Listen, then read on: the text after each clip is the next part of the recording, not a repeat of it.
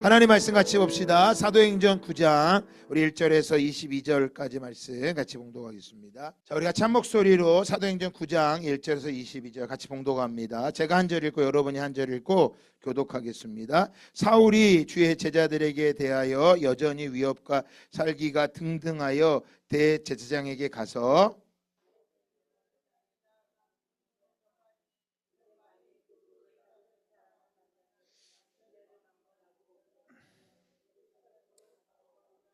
사울이 길을 가다가 다메섹에 가까이 이르더니 호련히 하늘로부터 빛이 그를 둘러 비추는지라.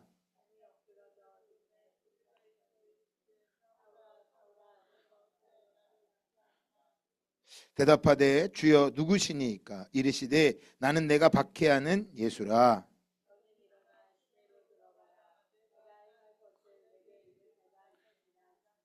같이 가던 사람들은 소리만 듣고 아무도 보지 못하여 말을 못하고 서 있더라.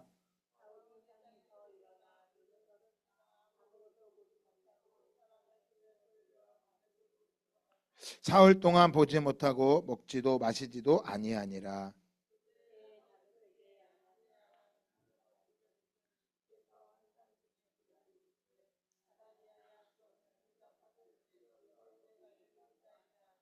주께서 이르시되 일어나 직가라 하는 거리로 가서 유다의 집에서 다섯 사람 사울이라는 사람을 찾으라. 그가 기도하는 중이니라.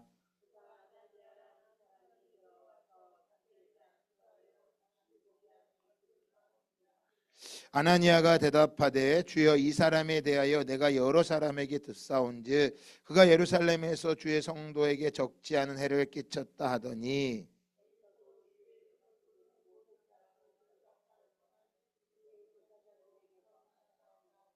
주께서 이르시되 가라. 이 사람은 내 이름을 이방인과 임금들과 이스라엘 자손들에게 전하기 위하여 택한 나의 그릇이라.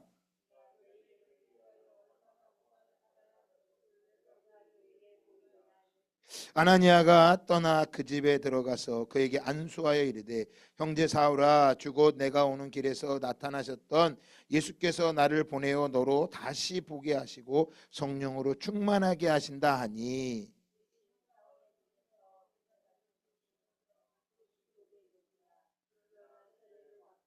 음식을 먹음에 강건하여 지니라. 사울이 다메섹에 있는 제자들과 함께 며칠 있을새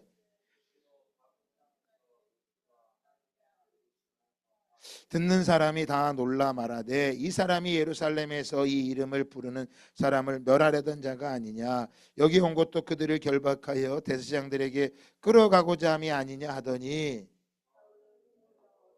예수를 그리스도라고 증언하여 다메섹에 사는 유대인들을 당혹하게 하니라. 아멘. 할렐루야. 자, 여러분 인사합시다. 잘 오셨습니다. 네, 네, 잘 오신 거예요. 할렐루야. 우리가 아까 불렀던 찬양 오늘 씨를 뿌리며 이 찬양이요 루비 캔드릭의 편지 내용을 곡으로 붙인 겁니다. 루비 캔드릭 누구신지 아시죠? 한국 교회사를 배우면 루비 캔드릭의 고백이 꼭 나옵니다. 양화진의 묘에 가서 그 양화진의 박물관이 있는데 거기 가도 루비 캔드릭의 고백이 있어요. 루비 캔드릭은 20대의 나이에 미국에서 한국으로 들어온 여자 싱글 선교사입니다. 미국에서 의과대학을 졸업하고 의사의 좋은 길을 놔두고 한국에 복음이 있다라는 복음을 들어야 될 자들이 있다라는 소식을 듣고 모든 것들을 내려놓고 한국의 조선 땅에 들어오게 됩니다. 당시에 조선이라고 하는 나라는 전 세계에서 알려지지 않는 나라입니다. 여러분 부르키나 파소라는 나라 들어보셨나요? 부르키나 파소. 아프리카에 가면 내륙 국가예요. 부르키나 파소라는 나라가 있어요. 우리가 모르는 것처럼 당시에 미국이라는 나라에서 조선이라는 나라는 전혀 알려지지 않는 그런 나라였습니다. 루비 캔드릭이 이 조선이라는 땅의 이야기를 듣게 되고 나서 그가 이제 좋은 의과대학을 나와서 미국에서 의사로 사는 것보다 조선 땅에 복음을 전하기 위해서 조선 땅에 들어오게 됩니다. 근데 그 거리가 지금처럼 뭐 비행기 타면 한 서너 시간이면 가는 거리. 지금도 미국 가려면 비행기 타고 13시간 정도 가야 되거든요. 직항이면. 근데 이제 당시만 해도 뭐 그런 비행기가 없으니까 뭐를 타야 돼요? 배를 타야 됩니다. 지금처럼 뭐 여객선이 있는 것도 아니고 증기기관 그런 배니까. 당시 그 언더우드 아펜젤러 선교사님 그 편지를 보면 미국에서 샌프란시스코나 LA에서 배를 타고 출발하면 일본을 거쳐서 조선 땅의 부산항에 도착하는데 일본까지 오는데 한 달이 걸렸다고 합니다. 루비 캔드릭 선교사님도 한 달 동안 오게 됐을 거예요. 그러니까 편지를 쓰면 어떻게 된 거예요? 오늘 쓰면 미국에 한 달 있다가 도착을 하는 거예요. 한 달 있다가 편지가.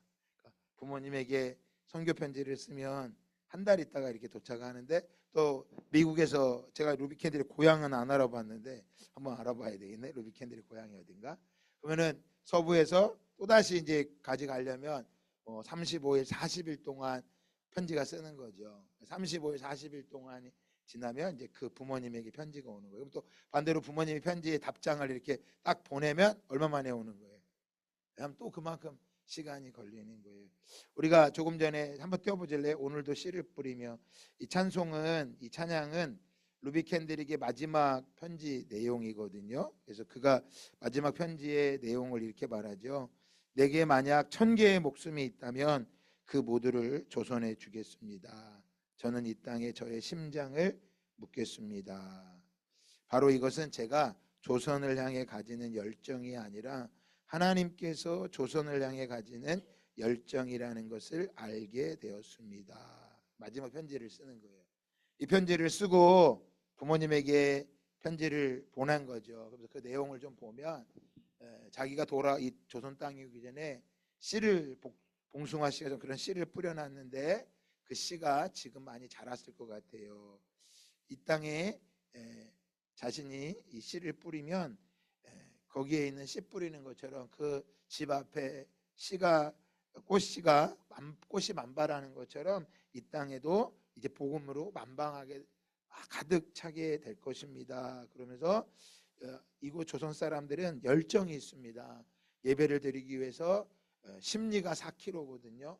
40리, 50리. 그러니까 40리면 몇 킬로예요? 16km를 걸어서 이곳까지 예배를 드리러 오는 사람들이 많이 있습니다. 그 내용을 미국 엄마한테 보내고 났는데 얼마 후에 그는 조선 땅의 풍토병, 우리 조선인이 걸리는 그 풍토병에 걸려서 순교하게 됩니다. 그러니까 부모님이 그 편지를 받았을 땐 이미 뭐 한 거예요? 죽어서 한참 지난 다음에 그 편지를 받은 거예요. 그러면 조금 있다가 이제 미 선교부에서 그 소식을 듣고 뭐 했을까요? 루비 캔드릭이 조선 땅에서 순교했습니다. 편지를 받는 거죠. 정말 여러분 참 이 대한민국이라는 나라가 그냥 세워진 나라가 아닌 거예요. 이 대한민국은요, 이 복음이 보통 선교사가 들어와서 복음을 전합니다. 그런데 이 조선 땅은 선교사가 들어오기 전에 이미 성경이 번역되었고 선교사가 들어오기 전에 세례를 받은 사람이 있었어요. 여러분 천주교는 더 놀랍습니다. 우리가 소위 아는 신미양요, 병인양요, 박해라는 걸 알잖아요. 그 박해가요. 우리 천주교는요. 조선인들이 중국에서 천주님 복음을 듣고 나서 그들이 조선 땅에 와서 성당 교회를 세우고 로마 교황청에 편지를 보내요. 이 조선 땅에 신부님을 보내주십시오 하고 편지를 써요. 그러니까 이 조선이라는 나라가요 아주 특별한 나라죠. 근데 왜 이렇게 특별한 나라가 되었느냐? 조선에는요 미륵사상이라는 게 있어요. 미륵사상. 우리나라 조선 땅에는 사람들이 귀신하면 우리나라의 귀신과 일본의 귀신은 다 다르대요. 일본은 우리보다 더 빨리 복음이 전파됐어요. 15세기에. 그런데 일본에는 예수 믿는 사람 거의 찾기 힘들어요. 여러분 일본 귀신하고 한국 귀신 차이점이 뭔지 아세요? 한국 귀신은 보통 어떻게 나타납니까? 어디에 많이 나타나요? 한국 귀신은 머리를 일단 풀어헤치고 어디에 나타나요? 예, 사또가 있는 관아에 나타납니다. 나타나서 뭐라 그래요? 내 한을 풀어달라고 이야기한다고요. 머리를 풀어헤치고 하얀 소복을 입고 입에 뭘 일단 흘리고 뭐를 흘리고 피를 흘려서 사또를 계속 귀찮게 하는 거야. 내가 억울하게 해주고서 내 한을 풀어달라고 이야기를 해. 그러면 일본 귀신은 어떻게 하냐면요, 보니까 일본 귀신은요, 자기가 만약에 집에서 만약에 그 드라마가 있다고 그러더라고요. 그런 드라마가 있는데, 일본 드라마, 유명한 드라마가 있는데, 그 귀신 나오는 드라마인데, 엄마하고 딸이 아버지에 의해서 살인을 당한 거예요. 근데 그럼 우리 같으면은, 우리나라 귀신 같으면 그렇게 억울하게 죽으면 어디를 갈까요? 일단 관아에 찾아가서 사또를 귀찮게 해서 내 원한을 풀어달라고 하는데, 일본 귀신은 안 그런데요. 어떻게 하냐면 일본 귀신은 일단 그 자리에 있어서요, 사람을 해코지한대요.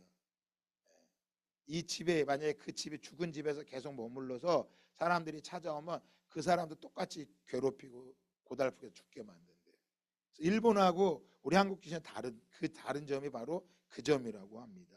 그리고 한국 사상에는요, 미륵이라는 사상이 있는데, 미륵이라는 게 어떤 거냐면 어떤 미륵 그 분이 미륵을 가진 불교 용어인데, 그게 불교 용어만이 아니라 우리나라가 전통 신앙 안에도 있는 거래요. 미륵이라는 분이 오시면 영원한 세계, 내세로 우리를 좋은 세계로 인도한다라는 거예요. 그게 우리나라 가지고 있는 정서에 가지고 있는 사상이래요. 이게 이제 우리나라 종교 사회 심리학자가 이야기를 해주더라고요.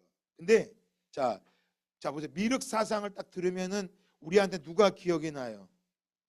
예수님이 기억나는 거예요. 예수님. 그래서 똑같은 종교가 우리 한국의 조선 땅에 기독교가 들어오고 불교가 들어와서 정확한 그 종교가 되는데, 일본은 그게 변질이 된대요. 그래서 일본은요, 결혼할 때는 성당이나 교회 가서 기도를 한대요. 결혼식을 한대요. 죽으면 어디 가서 장례를 하냐? 절간에 가서 장례를 한대요. 그러니까 우리가 가지고 있는 이 미륵이라고 하는 사상 안에 복음이 들어가니까 바뀌어버린 거예요. 그러니까 조선이라는 땅이 아주 특별한 땅이죠. 근데 이런 특별한 땅이 되는, 하나님의 특별한 택함받은 땅이 될 때는 누가 있었다는 거, 바로 루비 캔드릭과 같은 귀한 선교사들이 있었다고 하는 거예요. 근데 우리는 생각할 때 다 루비 캔드릭이 될 수는 없어요. 또한 다 루비 캔드릭이 될 이유도 없는 거예요. 하나님의 부르심이 뭐한 거예요? 다르기 때문이라는 거예요. 그러면 오늘 본문의 말씀에 보면 사울이 나오죠. 사울. 오늘 사도행전 9장은 사울이 어떻게 예수님을 만나는지를 아주 자세히 기록하고 있습니다. 그래서 사울이 우리가 잘 아는 것처럼 다메섹 길을 가다가 하늘로부터 빛이 내려서 예수님의 소리를 듣고 그가 시력을 다 잃어버리고 또 기도해 주니까 눈을 다 뜬 내용이 기록되어 있어요. 우리가 생각할 때 예수님을 만나면 다 어떻게 만나야 된다고 생각하는 게 있어요. 네? 여러분 이렇게 예수님 만나고 싶지 않으세요? 네? 어때요? 예수님을 만나면 다 이렇게 만나야 된다고 생각하는 분들이 많이 있어요. 이건 사울이에요. 모두 다 이렇게 만나는 건 아니에요. 성경에는 다양하게 예수님을 만나는 모습들이 나와 있습니다. 오늘 본문의 사울은 이렇게 예수님을 만났다면, 사울은 디모데에게 무엇이라고 말할까요? 어떻게 예수님을 만났다고 말할까요? 자, 한번 찾아볼까요? 디모데후서 3장 14절 같이 한번 읽어볼까요? 그러나 너는 배우고 확신한 일에 거하라. 너는 내가 누구에게서 배운 것을 알며, 15절 시작. 또 어려서부터 성경을 알았나니 성경은 능히 너로 하여금 그리스도 예수 안에 있는 믿음으로 말미암아 구원에 이르는 지혜가 있게 하느니라. 뭐래요? 네가 어려서 성경을 알았고 성경은 능히 너로 하여금 예수 안에서 믿음으로 말미암아 구원에 이르는 지혜를 주신다라고 말하고 있으니까, 그러니까 디모데는 어떻게 예수님 만난 거예요? 사울처럼 막 빛이 임하고 눈이 멀고 막 뒤집어져 말에서 떨어지고 막 그렇게 예수님 만난 거예요? 아니에요. 무엇을 통해서요? 어려서부터 성경, 부모로부터, 엄마와 외조모 로이스와 루니게로부터 복음을 들어서 말씀을 배워서 예수님을 알게 됐고 그것을 구원받았다고 말하고 있는 거예요. 그러니까 보세요. 예수님을 만나는데 꼭 사울처럼 다 만나는 게 아니란 말이에요. 모두 다 루비 캔드릭처럼 돼야 될 이유는 없다라는 거예요. 다 루비 캔드릭처럼 되는 건 아니에요. 여러분 오늘 본문에는 사울도 나오지만 또 누구도 나와요. 우리는 사울은 유명히 다 알고 있지만 아나니아는 잘 몰라요. 아나니아도 나오는 거예요. 자, 여러분 디모데가요 이렇게 성경을 어려서 부모님께 배워서 예수님을 만났다면 바울은요 디모데가 제자인데 디모데에서 이렇게 말해줘요. 디모데전서 5장 23절 한번 찾아볼까요? 시작. 이제부터는 물만 마시지 말고 내 위장과 자주 나는 병을 위하여는 포도주를 조금씩 쓰라. 자, 뭐 한 거예요? 바울이 디모데에 권면하고 있는 거예요. 너 이제 물만 마시지 말고 네 위장과 자주 나는 병을 위해서 포도주를 조금씩 마셔라. 네 건강도 좀 생각해라 라고 말하고 있어요. 이 병을 오늘날로 말하면 이제 위장병이에요. 위장병. 여러분 보통 위장병이 언제 많이 걸려요? 에? 스트레스예요. 스트레스가 쌓인 위장병에 걸린단 말이에요. 그러니까 디모데는 지금 사역을 하고 있어요. 에베소 교회를 섬기고 있단 말이에요. 에베소 교회를 섬기면서 뭐를 걸리고 있는 거예요? 스트레스가 너무 많은 거를 바울은 알고 있었던 거예요. 그래서 디모데에 권면하는 거예요. 너 물만 마시지 말고 네 위장과 네 자주 나는 병 때문에 포도주도 좀 써. 포도 조금씩 마시면서 잠을 자야 돼. 그래야 너 망가지지 않아. 여러분 사울이 디모데한테요. 너 기도가 부족해. 너 예수님을 만나야 돼. 뜨겁게 만나야 돼. 이렇게 하지 않아요. 그러니까 사울처럼 예수님을 만나는 사람도 있는가 하면 오늘 디모데처럼 뭐 하는 사람도요. 예수님을 만나는 사람도 있어요. 여러분 예수님의 12제자들은 다 어디서 만났어요? 오순절 마가의 다락방에 성령을 받았어요. 그들은. 여러분 예수님을 만나는 모습들이 다양하단 말이에요. 중요한 건 뭐 하는 거예요? 진짜 실력은요 언제 나오느냐? 위기가 올 때 나타나는 거예요. 실력은 위기가 오면 그 사람의 실력이 나타나는 거예요. 인생의 어려움이 찾아올 때 그 어려움을 어떻게 대하느냐, 그것이 그 사람의 영적 실력인 거예요. 위기에 어떻게 대응할 수 있느냐라는 거예요. 여러분 사울처럼 이렇게 빛으로 막 예수님 만나면 영적 실력이 있고 디모데처럼 만나면 예수님의 영적 실력이 없는 걸까요? 여러분 그렇지 않습니다.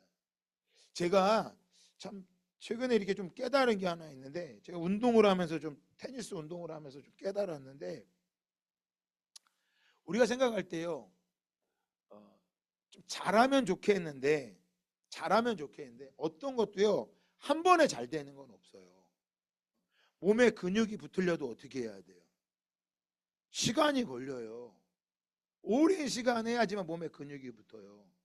저 테니스를 하는데요, 테니스 서브를 하나 듣는데 연습을 많이 했는데 잘 안 돼. 처음에는 너무 잘하고 싶었어. 잘 안 돼요. 쉽지가 않아. 그런데 코치가 하나를 딱 찝어주니까 서브가 되는 거예요.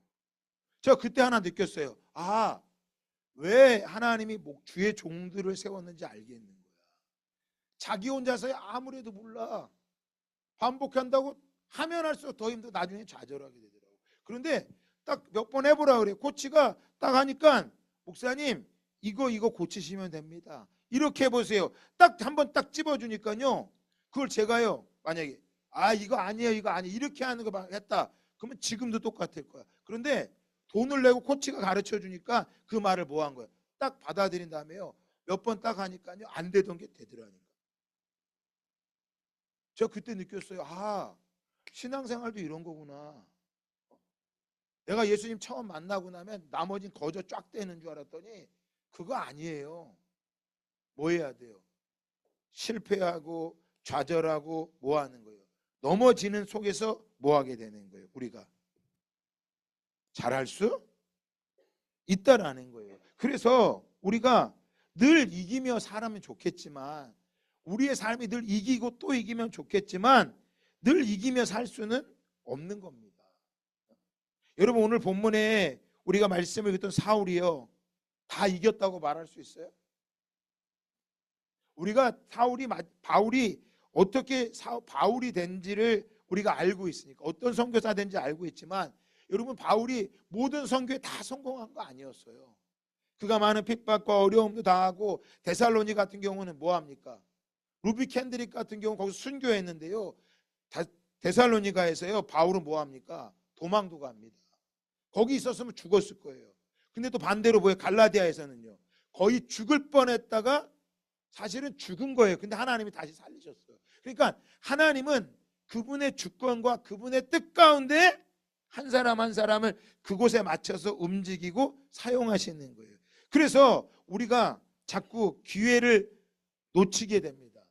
왜 놓칠까요? 그게 기회였구나. 그거를 시간이 지나면 그때서야 깨닫게 되는 거예요. 아, 야, 그때 그게 기회였는데 내가 그걸 놓쳤네. 그 맨날 말하잖아요. 아, 내가 비트코인 그때 샀어야 되는데 그때 놓쳤다고. 주식을 사는데도 뭐라 그래. 아, 내가 그때 샀어야 되는데 그때 못 사갖고 지금 다 오르고, 그때 팔았어야 되는데 뭐 하지 않아서 그때 못 팔아갖고 그냥 오르지 않고 있다고. 여러분 보세요. 신앙사 똑같은 거예요. 하나님이 주신 기회들이 있다니까. 은혜 받을 기회, 주님을 만날 기회를 주시는데 그 기회가 지나고서야 깨닫게 되는 거예요. 아, 그때 어려웠지만 하나님 원망 불평했는데, 아, 그게 원망 불평거리가 아니구나. 그때 그게 감사한 거리고 나를 자라게 하는 거구나. 그러면 내 매 순간의 삶 속에서 어떻게 해야 하나님이 주신 기회인 줄 알 수 있을까요? 어떻게 해야 기회인 줄 알까요? 그건요, 하나님과 친밀해져야 하는 거예요. 오늘 우리는 사울이라는 사람이 예수님을 만나고 이렇게 빛이 임하고 막 눈이 멀고 예수님의 음성을 들어야 이렇게 뜨겁게 해야 예수님을 만났다고 생각하지만 꼭 그렇지는 않아요. 여러분, 더 힘든 거는요, 아나니아였어. 아나니아. 왜요? 아나니아는 지금 하나님께서 아나니아에게 예수님이 나타나시죠. 아나니아에게 뭐라고 말씀하세요? 너는 지금 다섯 사람 사울에 가서 그를 위해 보게 하라라고 말해요. 아나니아라는 이름의 뜻은요, 여호와께서는 은혜로우시다라는 뜻을 갖고 있어요. 하나님은 은혜로우시다. 어쩌면 아나니아이기 때문에 사울에게 찾아갈 수 있었을 거예요. 다른 사람 같으면 뭐라 그랬을까요? 두려워서 못 갔을 거예요. 근데 아나니아는 사울에게서는요, 이 사울이 바울이 될 수 있었던 이유는요, 아나니아가 있었기 때문에 자기의 눈을 뜨게 됐고 예수님이 누군지 알게 됐어요.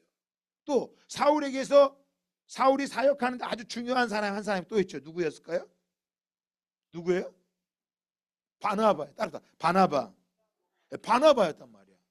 사울이요, 예수님 핍박했단 말이에요. 그래서 그가 예루살렘에 갔었는데 첫 번째로 예루살렘에 방문을 했을 때요, 아무도 안 믿었어요. 그 사람이 변화되었다는 것을 믿지를 않는 거예요. 다 두려워서 피했단 말이에요. 그래서 사울이 뭐 하냐면 고향 다소에서 6년간을 머물게 되고요, 아라비아 사막에서 3년 동안 머물게 됩니다. 그러면 3년 동안 아라비아 사역을 하고 고향 다소 땅에 가서 6년을 머무는데요, 아무도 안 찾아. 근데 누가 찾게 됩니까? 바나바가 찾게 되는 거야. 안디옥 교회가 부흥하는 걸 보면서 바나바 생각할 거야. 이 안디옥 교회 가장 필요한 사람이 누구냐? 그게 바울이라고 생각한 거예요.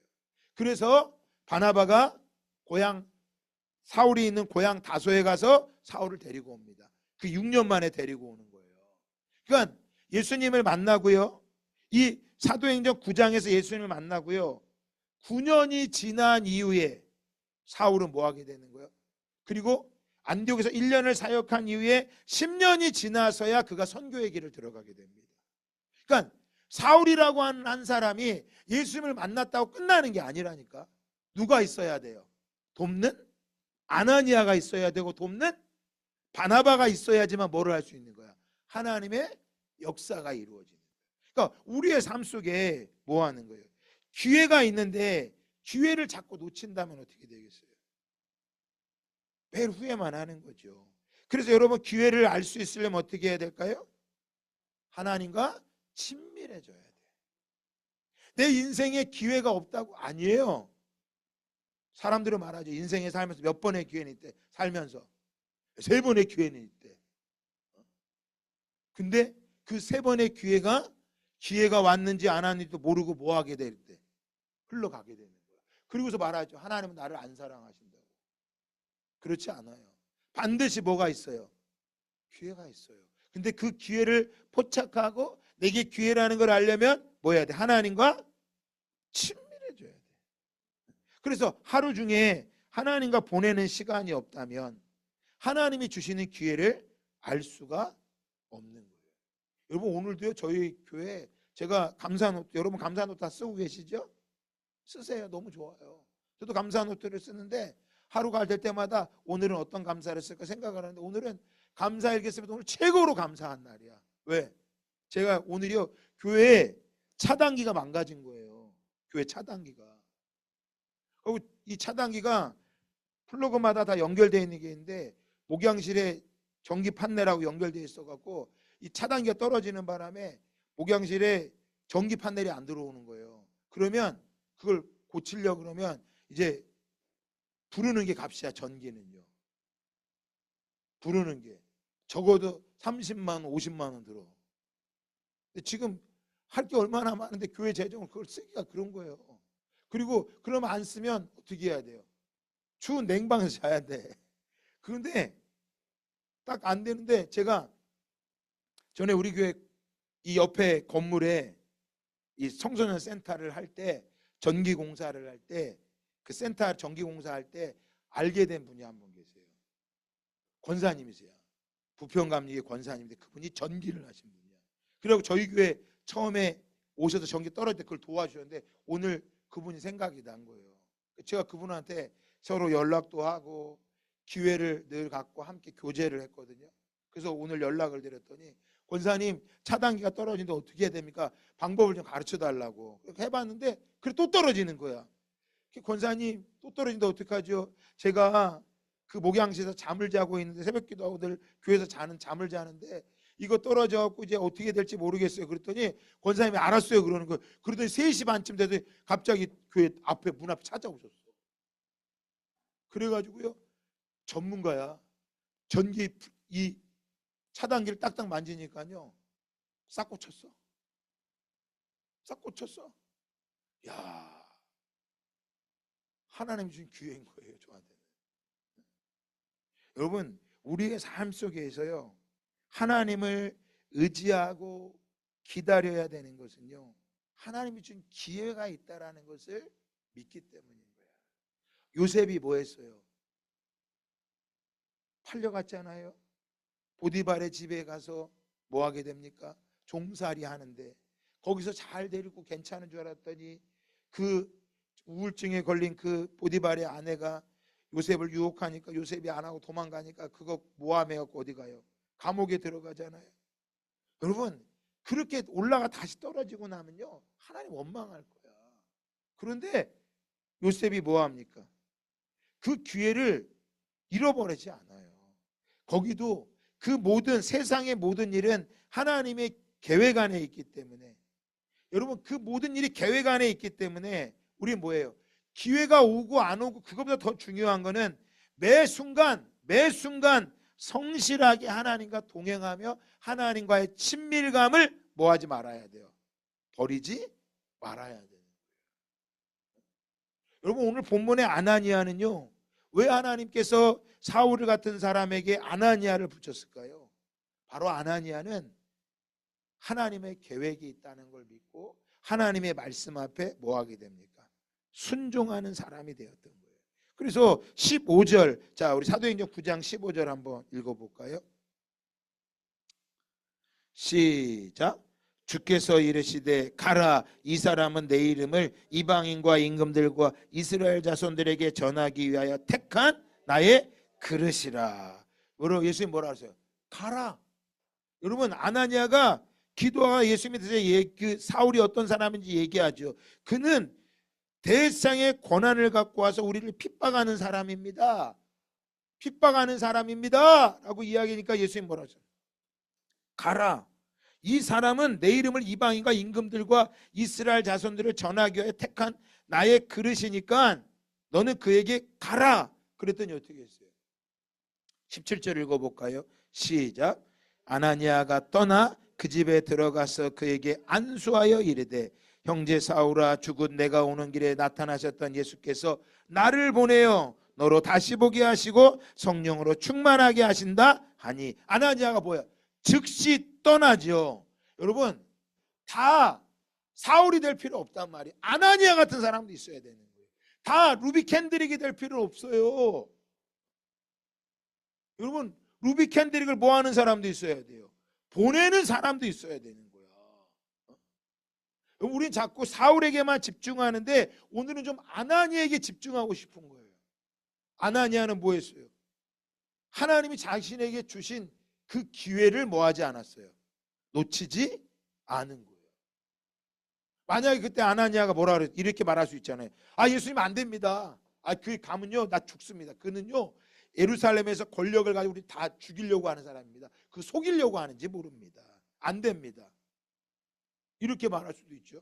여러분 그런 사건이요 구약에는요 출애굽기 1장에 보면 산파가 나옵니다. 산파가 바로 왕이 산파에게 명령하죠. 어떤 명령을 내립니까? 이스라엘 여인이 사내 아이를 낳으면 뭐 하라고? 낳자마자 죽이라고 말합니다. 근데 그 성경에 보면요 산파가 뭐라 그래? 바로 왕의 명령보다 하나님의 말씀, 하나님을 더 뭐 했다 그래요? 두려워하였다고 말하고 있다.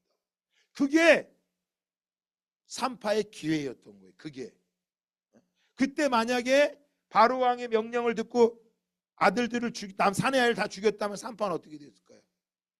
하나님이 가만 안 두셨겠지. 아니면 그의 이름이 성경에 기록되지도 않았겠죠. 보세요. 그는 기회를 놓치지 않는 거야. 자, 동방 박사요. 신약에도 나옵니다. 동방의 박사들이 별을 따라 찾아옵니다. 찾아와서 예루살렘 성에 가서 야 유대의 왕이 이가 어디냐 그랬더니 당시 헤로드 왕이 난리가 났어요. 자기가 왕인데 지금 왕이 어떻게 났냐라는 거야. 그때 그가 제사장들을 부릅니다. 야 왕이 어디서 나냐 그랬더니 베들레헴에서 난다고 했습니다. 여러분 어떻게 해요? 왕이 거기 태어난다면 거기 빨리 뭐 해야 돼? 찾아가야 돼. 근데 안 갑니다. 아무도 안 가요. 아무도 찾아가지 않는 거야. 뭘 놓친 거야? 왕을 맞이할 기회를 놓친 거예요. 그 동방의 박사들에게 가르쳐 줍니다. 그리고 동방의 박사들이 그 별을 따라가서 보니까 베들레헴에 별이 멈추는 걸 보고 거기서 예수님, 아기 예수님을 만나게 되죠. 자, 아기 예수님을 만나고 그에게 황금과 유향과 몰약을 선물로 주고 자, 다시 돌아가려고 하는데 꿈에 하나님이 꿈에 천사를 통해 말씀하시죠. 어디로 가지 말아라. 헤로드 왕에게 가지 말아라 라는 말을 듣습니다. 여러분 기회이지요.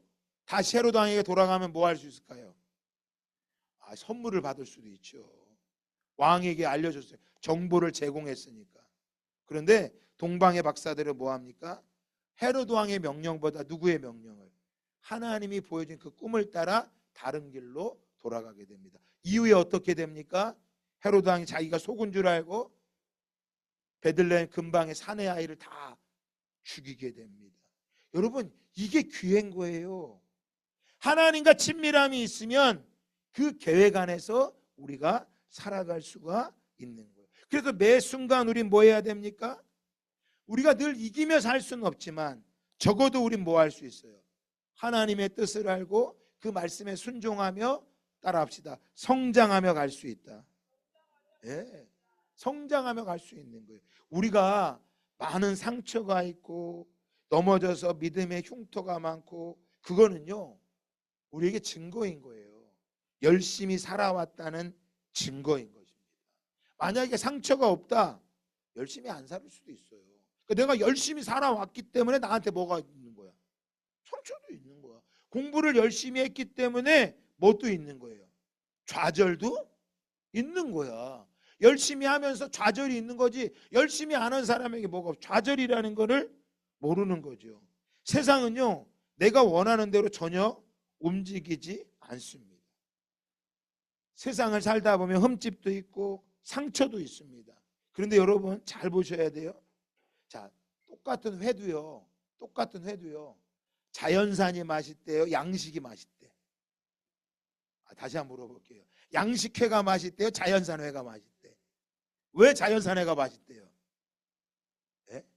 수많은 태풍과 풍파를 겪으면서 수많은 다른 더 큰 물고기에 침입받으면서 거기를 모하면서 피하고 도망 다니면서 모한 거예요. 단단해진 거야. 근데 양식회는 왜 맛이 없는 거예요? 자연산회보다. 가두리 양식장에 가둬 놓고 적도 아무도 없이 맨날 뭐 때 되면 먹을 거 주고 먹을 거 주니까 뭐가 없어. 그냥 있어도 되는 거예요. 여러분, 우리 주님이 우리를 양식장에 가두는 것처럼 그렇게 하지 않는다는 거예요. 포도나무이신 예수님에게 잘 붙어 있어야지만 여러분 이 어려운 것들을 견뎌낼 수 있는 거예요. 우리가 무너지지 않고 갈 수 있는 길은 오직 뭐예요? 하나님만이 아시고 하나님 뜻 안에 있을 때만이 가능한 거예요.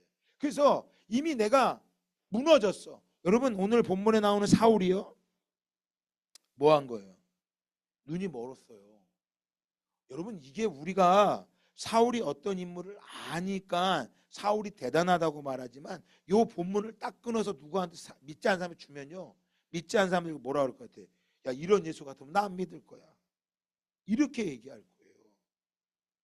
하지만 스스로 사울이 볼 때 자신이 앞을 못 보고 모든 것이 끝나고 사흘 동안 먹지도 못하고 마시지도 못하고 끝난 것처럼 무너져 있을 그때 하나님은 그 무너짐을 다시 뭐 하게 됩니까?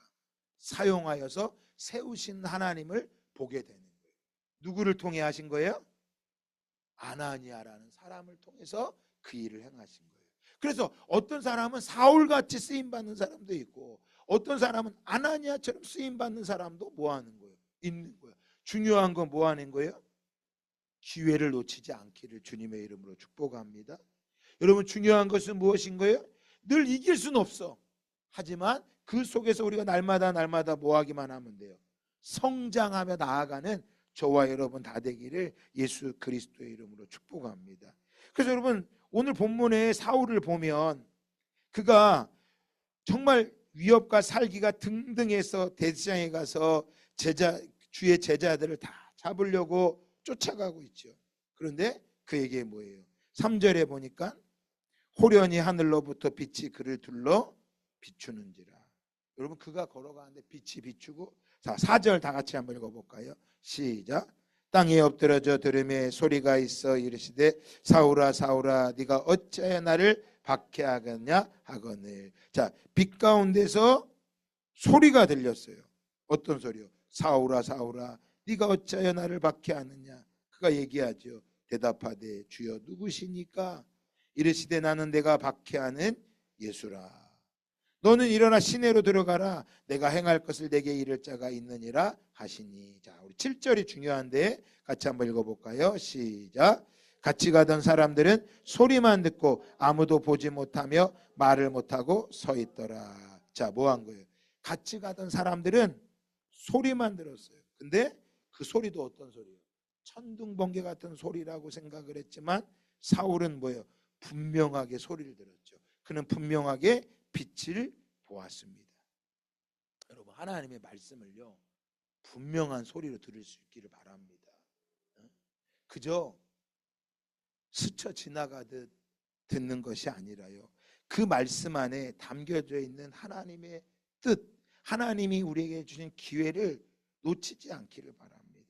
그래서 죽음의 탄생이라는 책을 쓴 유한준이라는 분이요, 책에 이렇게 써 있었어요. 그가 이렇게 고백해요.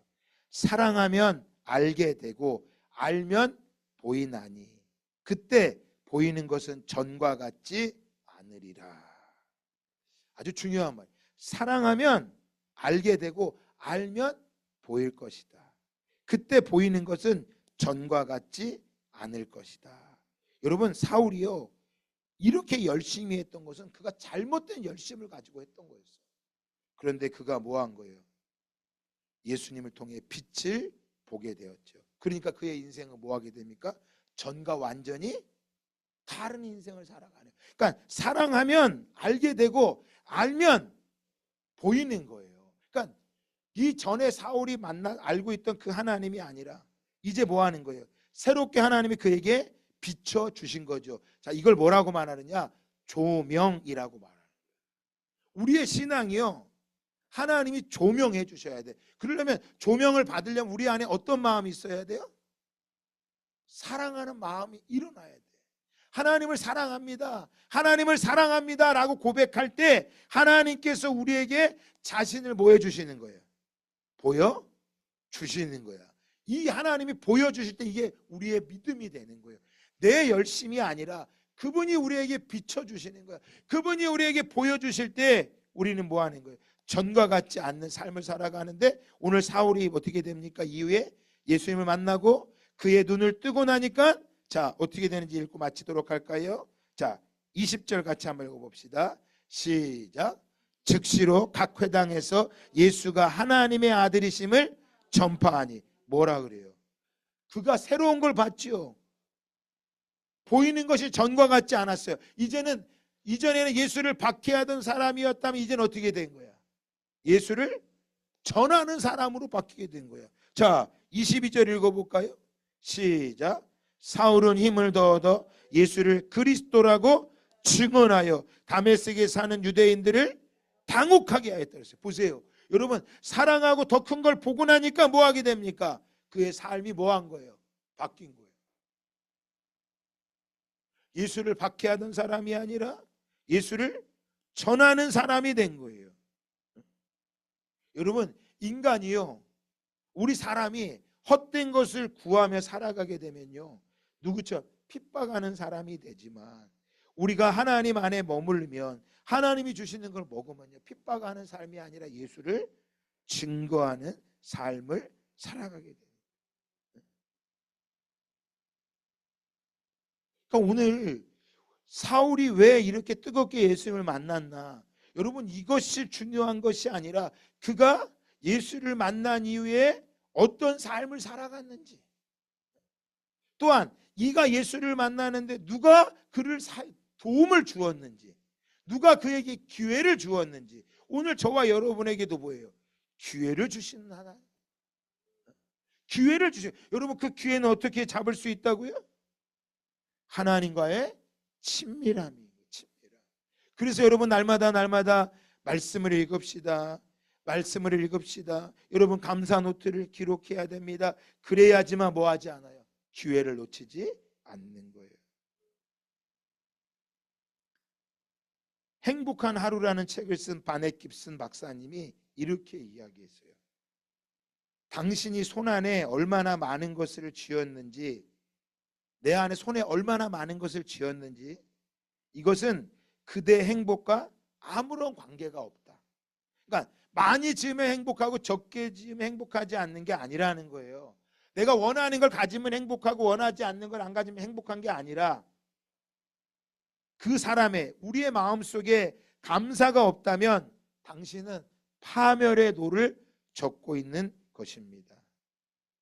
다른 공부보다 먼저 감사할 줄 아는 방법부터 배우십시오. 감사의 기술을 배우면 그대는 비로소 행복해질 것입니다. 여러분 이거 사울이 말하는 거예요. 사울이 뭐 하려고요? 능력을 가지고 힘을 가지고 예수 믿는 사람들, 그 도를 따르는 사람들 다 잡아들이면서, 여러분 그게 행복인 줄 알았어. 그랬더니 그게 아니라 뭐였어요? 예수가 그에게 행복인 걸 그가 알게 된 거예요. 그래서 탈무드에는 세상에서 가장 지혜로운 사람은요 배우는 사람이고요, 가장 강한 사람은 자기를 이기는 사람이고요, 가장 행복한 사람은, 한번 따라합시다, 감사하며 살아가는 사람이다. 그럼 물어볼게요. 여러분은 강한 사람이 되고 싶어요? 행복한 사람이 되고 싶어요? 지혜로운 사람이 되고 싶어요? 저는 행복한 사람이 되고 싶어요. 여러분 돈 많은 사람이 되고 싶으세요? 행복한 사람이 되고 싶으세요? 행복한 사람이 다 되시기 바랍니다. 사울이 돼야 행복하는 게 아니고요, 아나니아가 돼야 행복한 게 아니고요, 하나님의 뜻대로 살아가는 사울이 될 때 행복한 것이고, 하나님의 뜻대로 순종하며 걸어간 아나니아가 될 때 행복한 거예요. 오늘 저와 여러분도 뭐예요? 그 하나님의 뜻대로 오늘도 씨를 뿌리고 그 씨가 반드시 열매 맺는다는 걸 믿고 있다면 오늘 그 삶이 믿음의 삶인 것입니다.